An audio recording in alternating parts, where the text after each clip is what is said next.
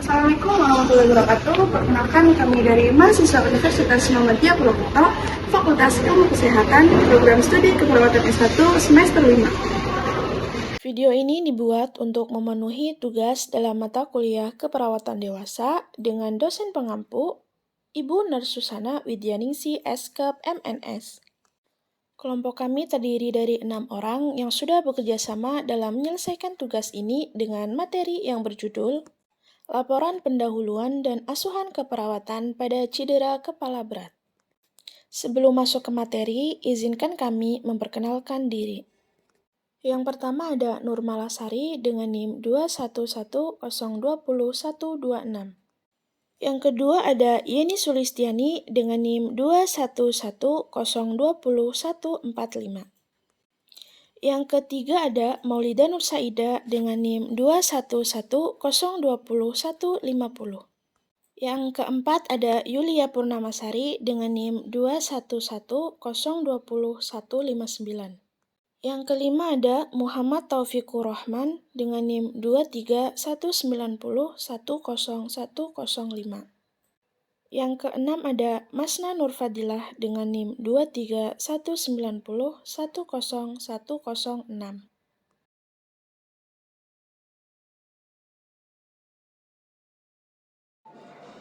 Cedera kepala berat merupakan istilah yang menggambarkan sejumlah cedera yang terjadi pada kulit kepala, tengkorak, otak, dan jaringan di bawahnya. Cedera kepala berat merupakan cedera yang meliputi trauma kulit, tengkorak, dan otak.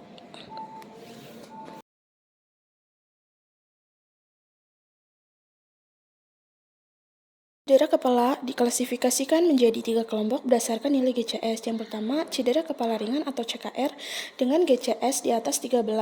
Yang kedua, cedera kepala sedang atau CKS dengan GCS 9-13. Yang terakhir, cedera kepala berat atau CKB, skor GCS-nya di bawah 9. Menurut Riskadis 2018, prevalensi kejadian cedera kepala di Indonesia berada pada angka 11,9%. Cedera kepala masih menjadi penyebab utama morbiditas dan mortalitas di dunia, terutama di Indonesia. Angka mortalitas tinggi pada penderita cedera kepala berat dengan presentase 30% sampai 50%.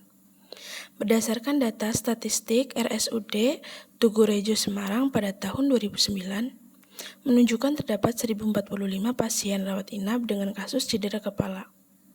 13% merupakan pasien cedera kepala sedang dan berat. Angka mortalitas pada pasien CKS dan CKB cukup tinggi dengan presentase 40%. Dan terdapat 30 pasien meninggal akibat cedera kepala berat. Etiologi atau penyebab cedera kepala berat adalah adanya trauma yang diakibatkan benturan benda tumpul, trauma benda tajam, kecelakaan saat berkendara, ataupun kecelakaan saat berolahraga. Anatomi fisiologi organ kepala. Yang pertama ada tengkorak, yang kedua ada meningan, yang ketiga ada otak, yang keempat ada sirkulasi cerebral, dan yang kelima ada sistem saraf kranialis. Fisiologi. Trauma yang disebabkan oleh benda tumpul dan benda tajam atau kecelakaan dapat menyebabkan cedera kepala. Cedera kepala berat ini dapat berlanjut menjadi cedera sekunder. Akibat trauma terjadi peningkatan kerusakan sel otak sehingga menimbulkan gangguan autoregulasi, penurunan aliran darah ke otak dan menyebabkan penurunan suplai oksigen ke otak dan terjadi gangguan metabolisme dan perfusi otak. Tanda dan gejala, yang pertama hilangnya kesadaran kurang dari 30 menit atau lebih, yang kedua irritable, yang ketiga pucat, mual dan muntah, yang keempat pusing kepala, yang kelima terdapat hematoma, yang keenam kecemasan, dan yang ketujuh peningkatan tekanan darah, penurunan frekuensi nadi, dan peningkatan pernapasan. Di cedera kepala berat yang pertama ada perdarahan intrakranial, yang kedua ada kejang, yang ketiga prese syaraf kranial, yang keempat ada meningitis atau abses otak, yang kelima infeksi pada luka atau sepsis, yang keenam ada edema cerebral, yang ketujuh timbulnya edema pulmonal reumatik, yang kedelapan kebocoran cairan cerebrospinal, yang kesembilan nyeri kepala setelah penderita sadar. Faktor predisposisi dan presipitasi. Yang pertama, trauma tajam. Trauma oleh benda tajam dapat menyebabkan cedera setempat dan menimbulkan cedera lokal. Yang kedua, trauma tumbul, trauma oleh benda tumbul dan menyebabkan cedera menyeluruh atau difusi. Tata laksanaan umum, yang pertama nilai fungsi saluran nafas dan respirasi, yang kedua stabilisasi vertebrata, yang ketiga berikan oksigenasi, yang keempat awasi tekanan darah, yang kelima kenali tanda-tanda shock, yang keenam atasi shock, yang ketujuh awasi kemungkinan munculnya kejang. Penata laksanaan medis yang pertama detamethasone atau kalmethasone sebagai pengobatan antiedema cerebral. Yang kedua terapi hiperventilasi, yang ketiga pemberian analgetik, yang keempat pengobatan anti-udem, yang kelima antibiotik, yang keenam makanan atau cairan. Pemeriksaan penunjang yang pertama yaitu fotopolos, yang kedua CT scan seperti pada gambar, yang ketiga pemeriksaan laboratorium, umumnya pemeriksaan darah lengkap, gula darah sewaktu, uranium kreatinin, analisis gas darah dan elektrolit. Yang keempat pemeriksaan neuropsikologis atau sistem saraf kejiwaan, yang kelima MRI, yang keenam EEG. Berikut kami lampirkan pathway. Dari pathway tersebut, diagnosa yang muncul yaitu pola nafas tidak efektif, gangguan pertukaran gas, bersihan jalan nafas tidak efektif, resiko perfusi cerebral tidak efektif, gangguan memori, resiko defisit nutrisi, gangguan eliminasi urin, resiko cedera, gangguan mobilitas fisik, nyeri akut, dan resiko infeksi. Asuhan keperawatan pada Tuan J dengan cedera kepala berat. Berikut biodata pasien. Riwayat kesehatan. Riwayat kesehatan sekarang, pasien datang melalui IGD pada tanggal 1 Oktober 2023 pukul 13.30 karena mengalami penurunan kesadaran akibat kecelakaan lalu lintas pada tanggal 1 Oktober 2023. Saat ini telah terpasang FID 2 jalur, pembidaian pada area fraktur, CT scan kepala dan pemeriksaan darah rutin di IGD RSUD Bahtera Mas. Riwayat kesehatan sebelumnya, klien tidak memiliki riwayat penyakit berat dan tidak pernah dirawat di rumah sakit. Riwayat kesehatan keluarga, klien memiliki riwayat penyakit keturunan hipertensi dari kakeknya dan penyakit diabetes dari keluarganya. Pemeriksaan fisik, klien mengalami penurunan kesadaran, tingkat kesadaran pasien semikoma dengan GCS total 5, E1, V1, M3. Tanda-tanda vital, tekanan darah 100/70 mmHg, nadi 91 kali per menit, respirasi 19 kali per menit, suhu 37,5 derajat Celcius, SpO2 90%. Berikutnya pemeriksaan kepala dan leher. Yang pertama kepala bentuk mesocepal, terdapat luka terbuka di os temporal sinistra sepanjang 10 cm, tanda hitam belakang telinga battle sign di bagian sinistra. Yang kedua penglihatan, mata simetris, sklera tidak ikterik, konjungtiva tidak anemis, recon eyes di mata sinistra, pupil anisokor 2/4. Yang ketiga pendengaran, bentuk simetris, terdapat cairan darah dari telinga sinistra. Yang keempat hidung, bentuk simetris, tidak ada sekret, tidak ada sinusitis, tidak ada darah. Pernafasan cuping hidung positif. Yang kelima tenggorokan dan mulut, terpasang ventilator dan endotracheal tube, bibir lembab, gigi ada yang tanggal, tidak ada stomatitis. Yang keenam leher, tidak ada peningkatan kelenjar dan CVP. Oke, jadi saat dikaji pada sistem pernafasan dilakukan pemeriksaan inspeksi, palpasi, perkusi, dan auskultasi. Pada saat dikaji secara inspeksi atau dilihat, sistem pernafasan pasien itu terpasang ventilator, kemudian bentuk dada pasien simetris, tidak terdapat lesi maupun jejas, frekuensi nafas pasien 17 kali per menit dan tidak nampak adanya retraksi dinding dada, kemudian didapati pernafasan cuping hidung positif dan puting serta payudaranya normal. Saat dilakukan pengkajian palpasi, terdapat vokal fremitus di ictus cordis space 4, intercostal space 4, kemudian tidak teraba massa sama sekali, tidak ada pengembangan dada yang abnormal. Saat dilakukan perkusi, cairan itu tidak ada dullness, kemudian udaranya sonor.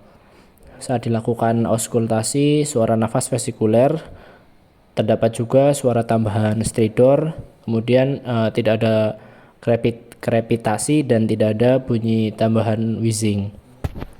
Kemudian di bagian kardiovaskular atau jantung, ketika diinspeksi tidak terdapat udim atau pembengkakan ekstremitas, kemudian tidak ada edema palpebra, tidak ada juga sites. Saat dilakukan palpasi, ictus cordis teraba di intercostal space 4 atau ICS 4. Kemudian saat diperkusi bunyinya itu pekak dan tidak ada pembesaran jantung.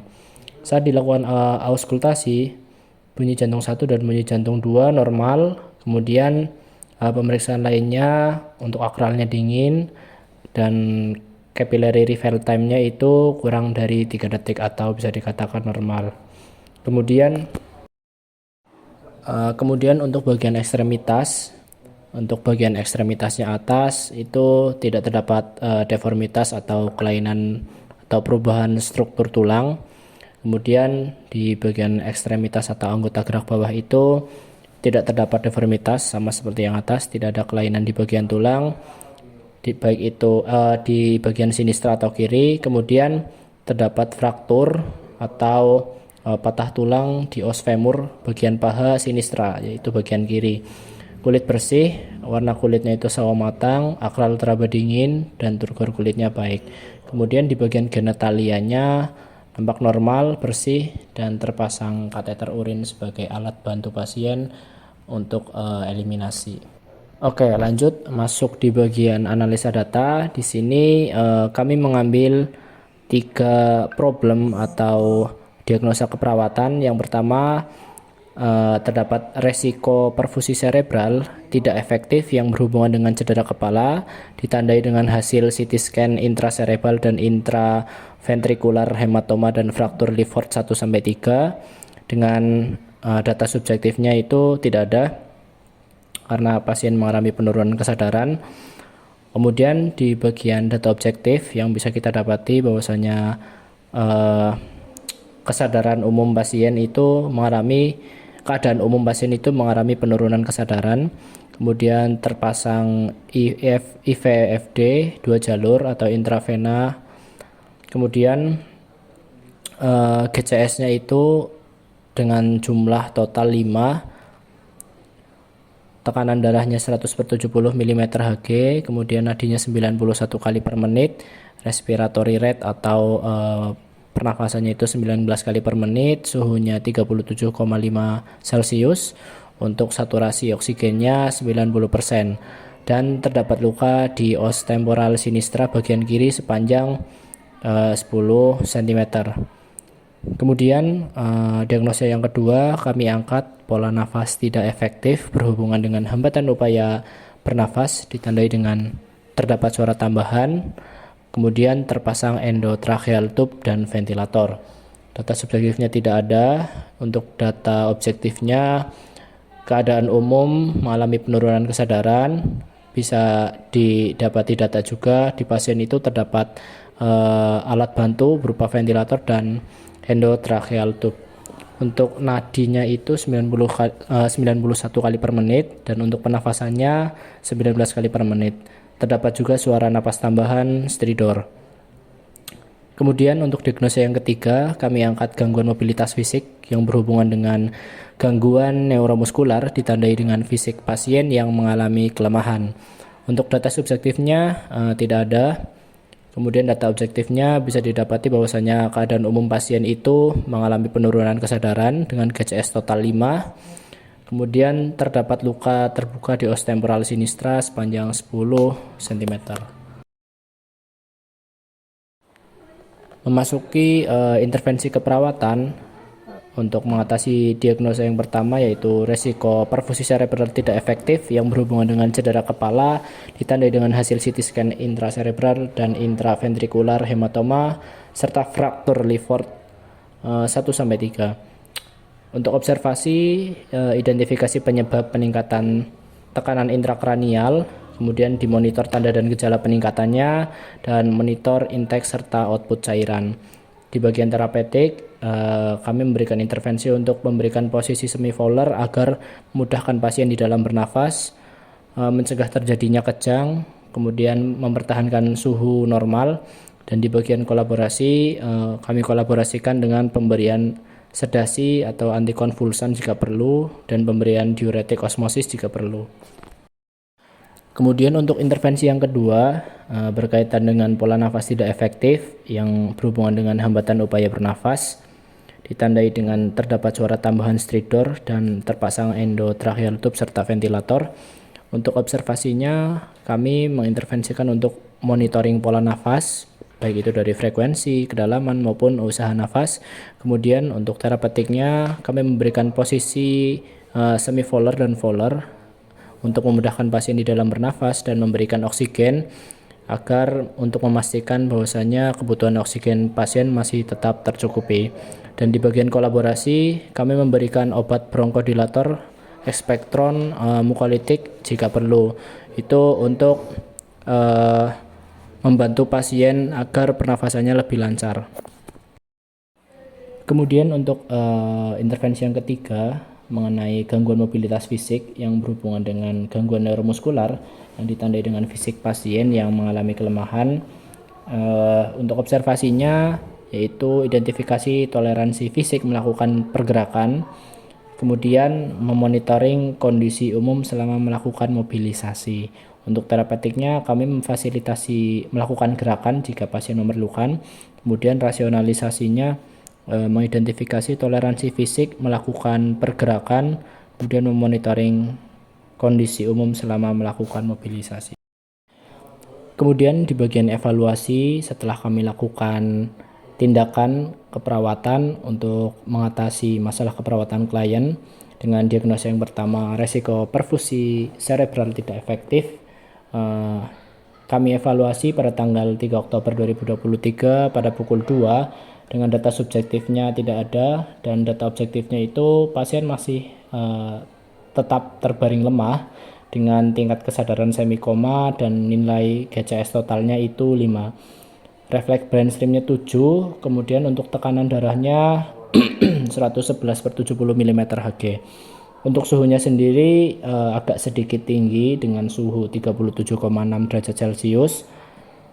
Kemudian masalah keperawatannya masih belum teratasi, dan untuk planning ke depannya atau tindak lanjutnya yaitu mengkaji tingkat kesadaran pasien dengan harapan kesadaran pasien membaik, kemudian mengkaji demam pasien, dan yang terakhir ada mengkaji refleks saraf. Kemudian evaluasi pada tanggal 4 Oktober 2023 pada pukul 2 terhadap diagnosa yang kedua yaitu pola nafas tidak efektif. Untuk data subjektifnya tidak ada. Kemudian data objektifnya pasien masih tetap tampak berbaring semikoma dengan alat bantu pernafasan, dengan ventilasi, respiratory rate atau pernafasannya itu 17 kali per menit. Irama nafasnya teratur, masih terdapat suara nafas stridor. Kemudian pernafasan cuping hidungnya positif, ventilatornya menggunakan ventilator, dan penggunaan alat bantu otot bantu nafasnya itu tidak ada.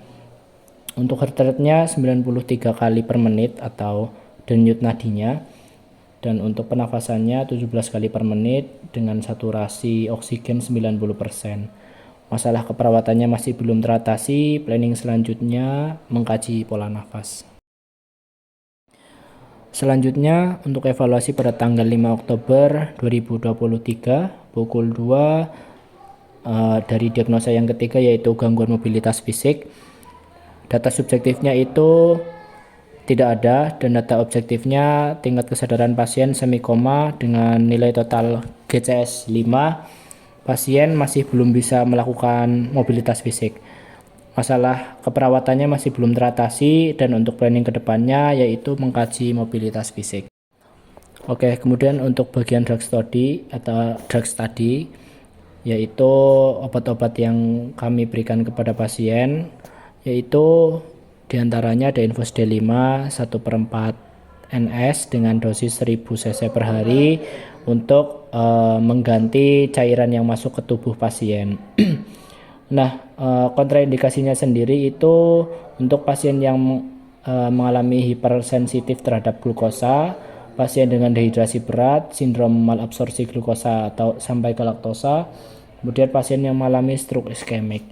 Efek samping dari pemberian infus ini adalah dehidrasi, kemudian reaksi sensitivitas parah, gagal hati, peningkatan bilirubin dan enzim hati, ruam, demam, kemudian bisa juga mengalami reaksi pada tempat injeksi infus ini, misal seperti peradangan pada kulit dan juga nyeri. Obat selanjutnya ada pantoprazol dengan dosis 2 kali 1 vial untuk mengatasi asam lambung ya. Bisa dibaca di indikasi itu sebagai symptomatic GERD atau gangguan reflux non-erosif. Nah, kontraindikasi obat ini untuk pasien yang hipersensitivitas atau mengalami disfungsi hati dan gagal dan ginjal.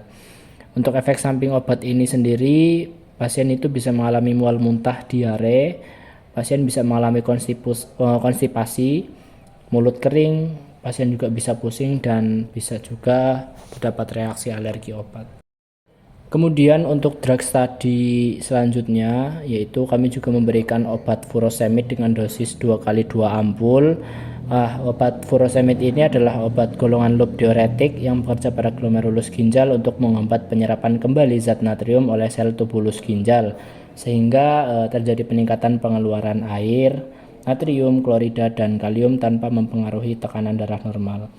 Kontraindikasinya sendiri ini pada pasien yang hipersensitif anuria, kemudian defisiensi elektrolit dan sebagainya. Efek samping dari obat ini, pasien bisa mengalami haus, kemudian hiperurisemia, anoreksia dan sebagainya. Kemudian obat yang kami berikan diantaranya juga ada ceftriaxone dengan dosis 2 kali 1 vial.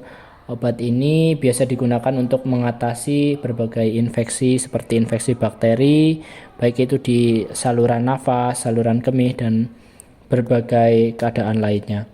Kontraindikasi obat ini yaitu kepada pasien yang mengalami hipersensitivitas, kemudian pasien yang dengan alergi obat antibiotik cefalosporin.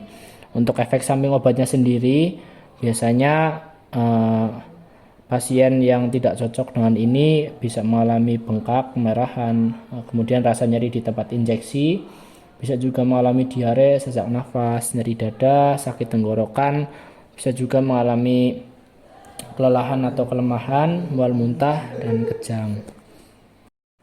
Nah, kemudian untuk peran perawatnya sendiri, baik itu sebelum, saat, dan sesudah pemberian terapi obat, tentunya sebelum memberikan terapi obat bisa dijelaskan terlebih dahulu kira-kira dari tujuan memberikan obat itu bagaimana dan prosedurnya itu seperti apa. Kemudian saat diberikan obat, pastikan bahwasanya pasien yang kita injeksi itu benar. Jadi yang perlu kita perhatikan pertama adalah benar pasien, kemudian benar obat, di mana obat itu yang harus kita berikan tentunya tepat ya, jangan salah, udah salah pasien, obatnya salah juga. Kemudian dosis juga perlu kita perhatikan, waktu pemberian obatnya juga sehingga tidak mengalami overdosis atau pemberian obat di waktu yang berdekatan. Kemudian kita juga harus memastikan benar cara pemberiannya, jangan sampai obat yang harusnya di drip atau diletakkan di infus kita suntikan langsung ke pasien, bisa menyebabkan pegal misalnya. Kemudian kita juga menjelaskan dosis minum obat apabila ada obat oral atau sirup yang kita sertakan. Kemudian setelah memberikan obat atau di bagian sesudah, kita bisa menjelaskan efek samping setelah pemberian obat. Misal bila mana nanti terdapat kontraindikasi terdapat obat ini seperti alergi atau gatal, ruam, dan sebagainya, bisa dijelaskan atau disampaikan ke perawat. Kemudian kita juga bisa memberikan informasi apabila nantinya terdapat gejala alergi atau efek samping setelah pemberian obat. Itu harus ngapain? Tentunya harus panggil perawatnya dan bertanya kira-kira gimana tindakannya. Kemudian kita juga harus memberikan edukasi tentang kepatuhan minum obat agar proses penyembuhannya cepat, di mana kita harus sering mengingatkan kepada pasien obatnya untuk diminum berapa kali sehari dan pastikan obat itu diminum secara rutin. Kemudian kita juga harus memastikan benar dokumentasi. Ini kita masukkan ke dalam rekam medis, obat yang kita berikan apa, dosisnya berapa, dan sebagainya. Terima kasih telah memperhatikan materi yang kami sampaikan. Mohon maaf apabila penjelasan kami kurang jelas. Sekian, wassalamualaikum warahmatullahi wabarakatuh.